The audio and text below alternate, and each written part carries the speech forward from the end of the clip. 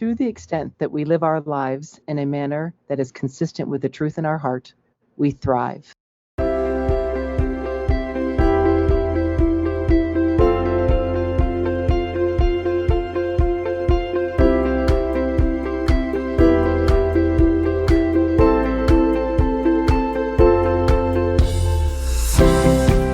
Welcome to the Meyer Clinics podcast, and you just heard a quote from one of your hosts, Dr. Lisa Day. Join our licensed clinical professionals from various backgrounds as they discuss fascinating mental health topics with a wide range of guests. Meyer Clinics is a Christian counseling organization with multiple clinics nationwide dedicated to treating the whole person, emotionally, physically, and spiritually. Welcome to our listening family. We thank you for joining us.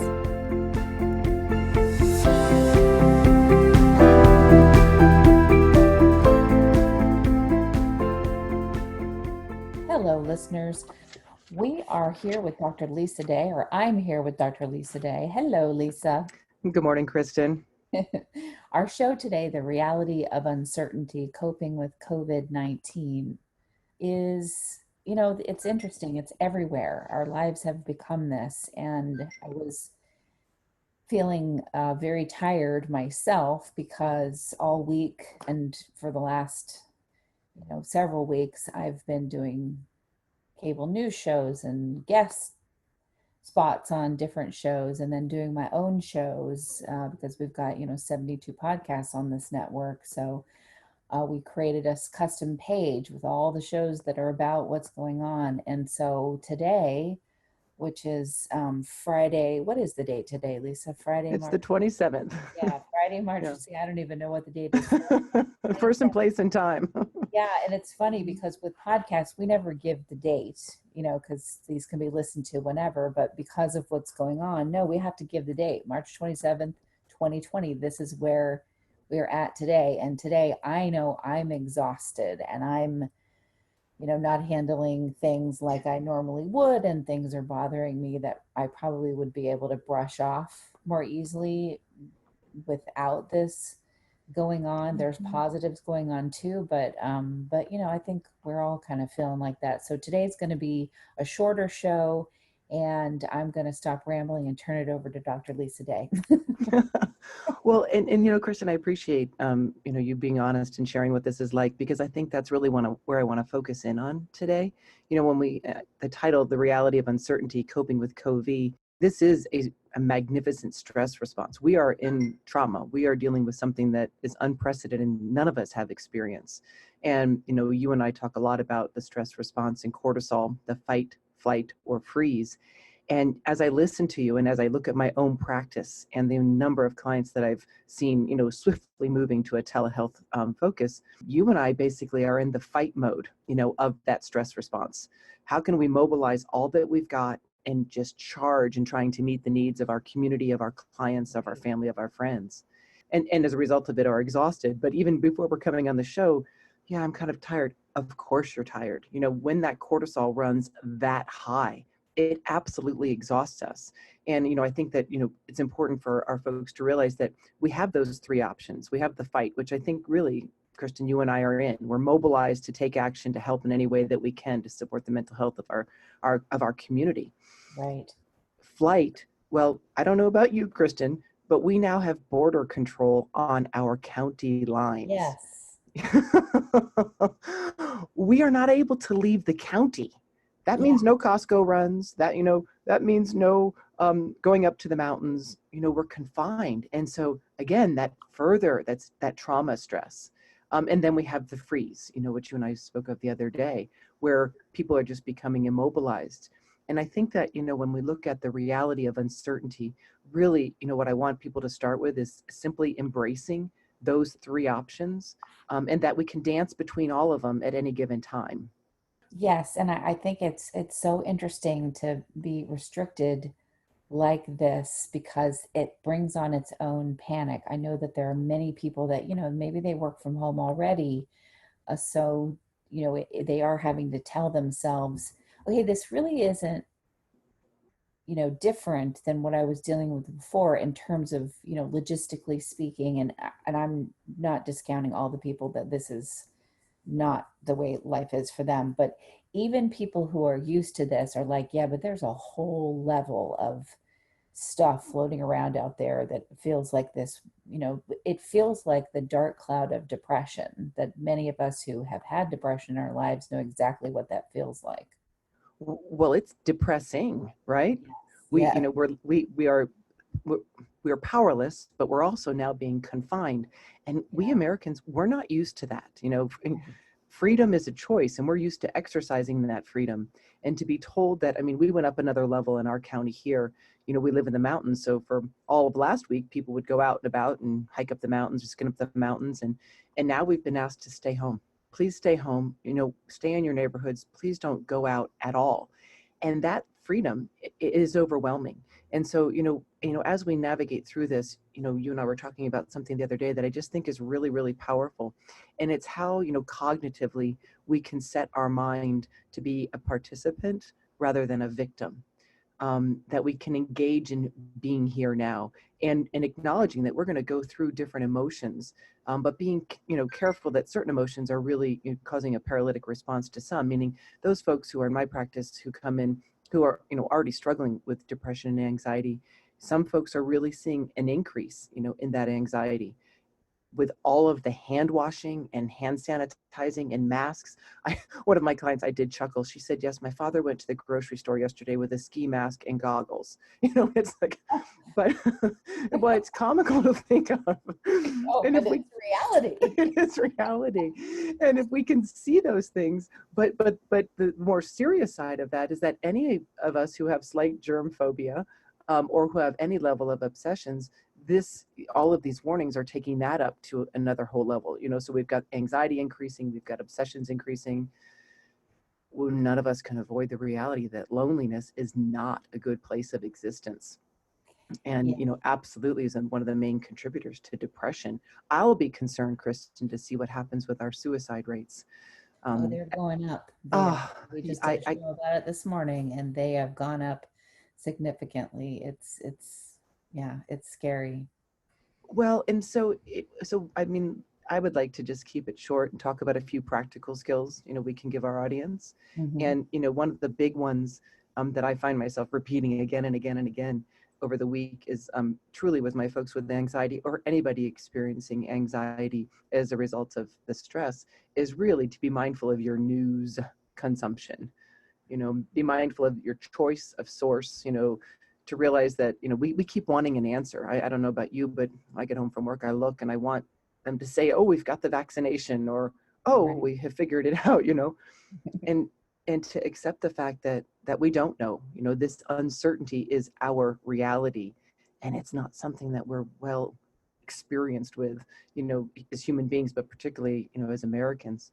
I also tell people, be careful not to stay on that phone the entire day. Be mindful of how much of the news you're consuming, and really, if you need to stay off it altogether, absolutely to stay off it altogether. I mean, how do we keep the pandemic in perspective? I Right. think that's a challenging question.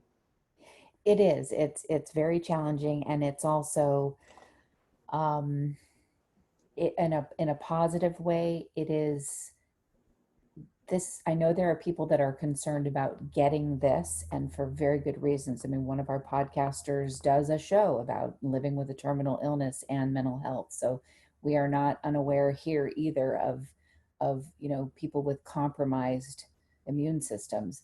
However, a big piece of this that I'm seeing where people are really coming together is around, okay, maybe we're not, some of us aren't so worried about getting it, but we don't want to spread it. So there's this responsibility to our fellow human.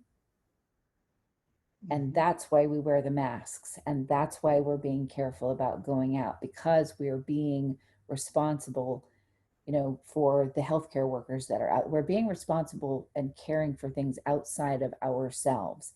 And that feels like an uplift in humanity to me. Well, coming back to that, united we stand, Hmm. versus divided we fall, which I think is important because on the other end of that spectrum, what I really have been inviting people to avoid is to try to refrain from shaming and blaming, right? That, Right. oh, you were in Seattle and then you came and stayed here and then I have it and now I've given it. And oh my goodness, that person in front of me sneezed, get away from me. Right. We want to try to keep the hysteria in perspective. And, that phrase, united we stand, or we're all in this together, has just been my mantra, if you will, through the week, of how we can keep that all in perspective. And then even understanding that, you and I are talking, and bless your heart, you've been talking all week about coronavirus. But what about the people who were just diagnosed with breast cancer? What Right. about the people whose mother just died of a stroke? There are other existing, dynamics that just are going to even further exacerbate the feeling of panic and being out of control. And so, I think that, we want to keep news in perspective. We want to see if we can keep the pandemic in perspective. We want to try not to blame and, oh, that doctor didn't wear a mask, or those people sneezed on me, or they shouldn't have come out and, played soccer or what have you. But some of the very practical things that I want to remind our audience of are the importance of keeping a routine. I mean, any of us who have had any experience with anxiety know that structure is very good. It Mm-hmm. helps give us a sense of power and control. And, the human race, that's what we seek. We seek to be able to predict and control. And in these times of uncertainty, all of that has been blown right out the window. Hi, this is Dr. Paul Meyer of the Meyer Clinics. Our Christian counselors across the country have a goal of helping all those who come to us to become what God has called them to be. If you're in a situation where you're not at peace within yourself, or you just feel like there's joy that's missing in your life, we can come alongside to help you obtain peace and joy. This message is sponsored by the Meyer Clinic Foundation, a nonprofit Christian counseling ministry. The number is 1-888-7-CLINIC, 1-888-7-CLINIC. And so, I really emphasize, even if your routine is, I'm going to be up at 8, I'm going to feed the dogs, walk the dogs, take a half hour checking in, on, news updates. I'm going to make a cake, or I'm going to clean the bathroom drawer.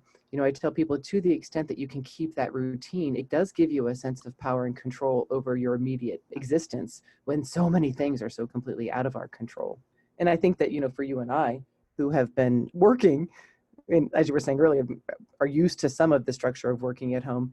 Right. For others, the carpet was ripped up right underneath them. I know I was sharing with you, but I have a college student who, her life was defined by classes and working and intern and a structure completely separate, and all of that, completely ripped up. And now she sits at home sleeping until 11. And I say, routine, get up at 9, go for a walk, make a meal, walk the dogs, because that routine will give you that sense of structure.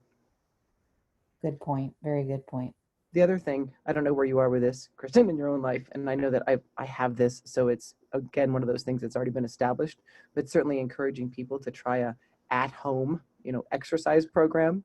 And for many people, the thought of exercising to a video or to a computer screen is dreadful, right? You need someone there going, come on, let's do it. Right. But I tell people, even if you could do a half an hour, again, it's going to give you that sense of accomplishment, and it's obviously good for your mental and physical health. And again, the other thing I would recommend is, to the extent that you are able, to go outside.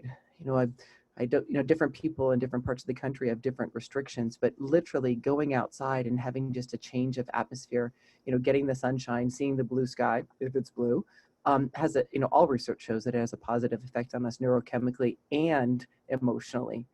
So, I use this phrase, and I don't mean to be too woo-woo with it, but I think that sometimes when we stay inside too much, period, much less when we are mandated to isolate, you can get this feeling of a collective oppressiveness, meaning it just begins to feel heavy. It begins to sink on us.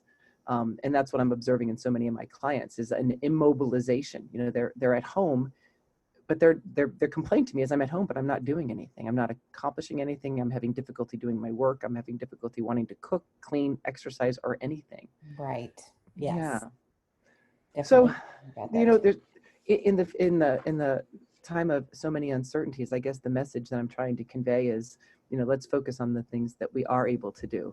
And that's, keeping perspective, being a participant in this history, unprecedented experience versus being a victim of it, looking at where we do have influence, and that's over our body, how we spend our time, and how we interact with other people. For many of us, I chuckled with my daughter. I've watched, more episodes of Grey's Anatomy literally in the last 5 days than I have in the last 5 years. But ironically, there's, something to be gained in that, right? It's shared time. So, looking at how we can distract ourselves, looking at where we can have that input, and trying to limit the amount of energy that we focus on the what ifs and the yes buts, when they butt up against things that we're absolutely powerless over. What if that wedding is canceled? What if I can't graduate from school? What if we can't leave the country? What if we lose our home?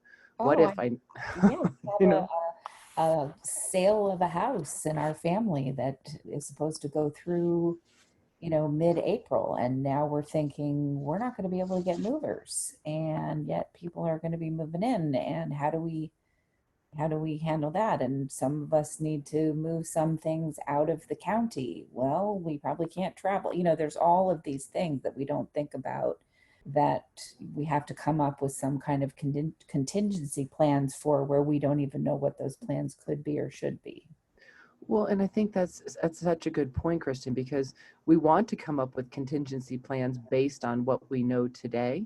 Hmm. But so many of our contingency plans, I mean, here we're 11:59 on April, 18th or April 19th or something, April 12th, who knows? But, so we're kind of holding onto those numbers, but we don't know if they'll be extended till till June, July, August, right? So I think that it's important to come up with those contingencies, but I also think it's important to be aware of where our thoughts go, and to find, to be aware of when we start to loop in the what ifs, and then to pair that with, we'll cross that bridge when we get there, which is very difficult, for a lot of people to do.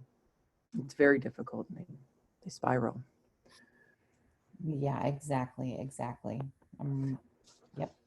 The other thing I want to just keep in mind to share with people, I last week when we first went into effect here, I was working with some clients who were absolutely exhausted, trying to keep, full-time homeschooling going up with their children, keeping up full-time with their practice or their job, which has moved to the home, continuing to function normally, quote unquote, and keep up on exercise and bills and what have you. And I think that it's important too that, while we talk about structure and getting your exercise, eating well, trying to maintain connection with people to the extent that you can verbally, seeing them, on FaceTime, it's also important that, that we let ourselves off the hook, that if we don't get that exercise in, if our kids do watch 3 hours of videos, if we don't get the house cleaned, if we don't get a meal made, it's okay.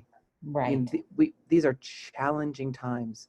And as I said, we're going to dance between those three responses, the fight, the flight, the freeze, because the threat has not gone down. It's become more familiar, but it's not gone down. And I don't know about you, but when I looked this morning, it doesn't look like we've come anywhere near plateauing.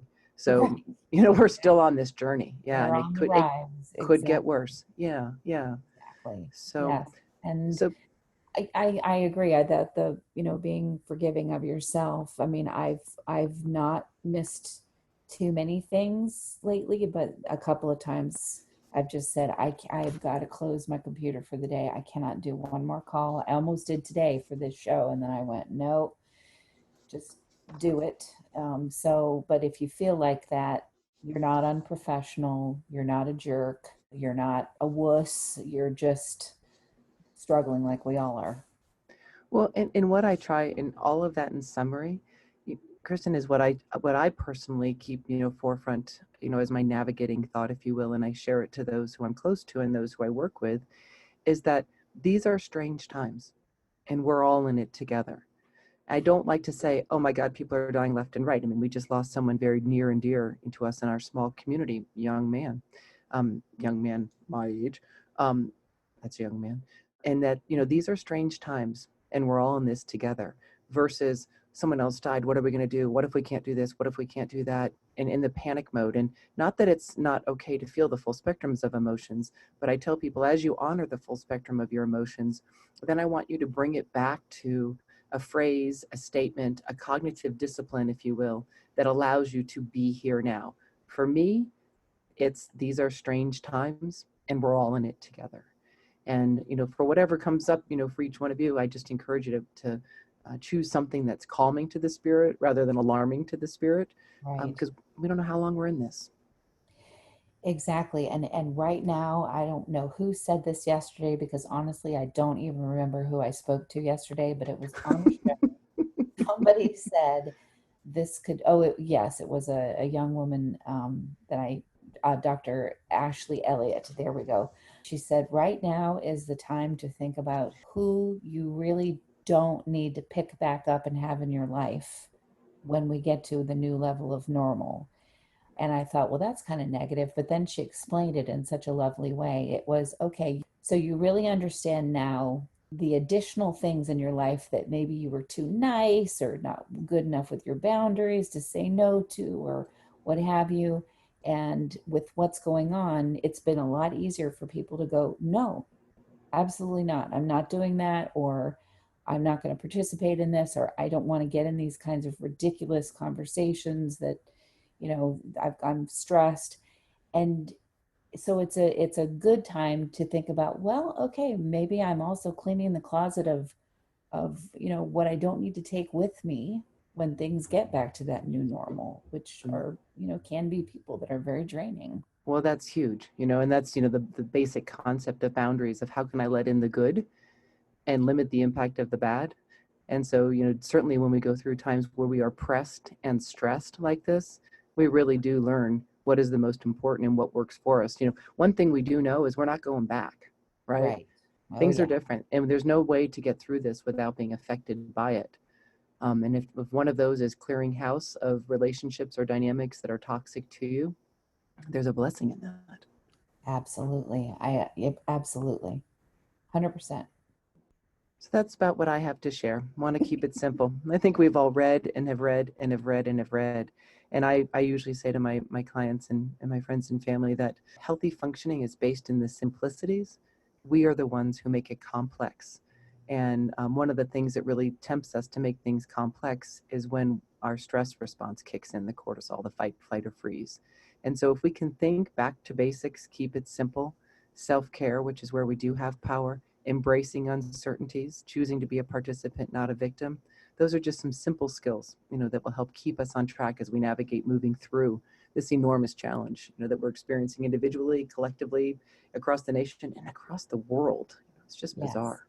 Yes, exactly. We literally, there isn't any more, oh yeah, we're all in this together and no one really knows what that means. Now I think pretty much everybody knows what that means. We are all in this together. We are all in it together. Yeah. Well, thank you, Dr. Lisa Day, for coming on to do this short but important show on the Meyer Clinics podcast. Thank you so much, Kristen. And you be well. Yes, you too.